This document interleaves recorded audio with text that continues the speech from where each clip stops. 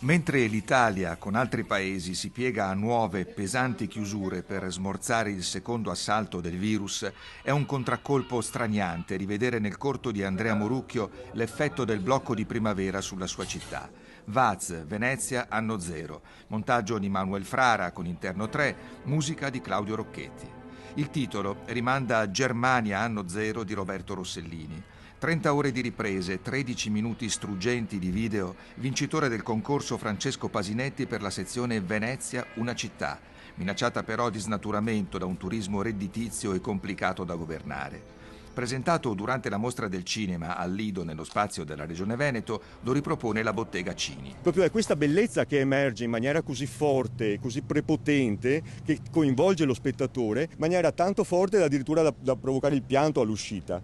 Progetto articolato. Vaz è già una pagina laboratorio su Facebook. Partecipa a una mostra del Centro Fotografico di Cagliari. Una scelta di immagini è entrata nell'archivio veneziano di Ocean Space sul riscaldamento globale.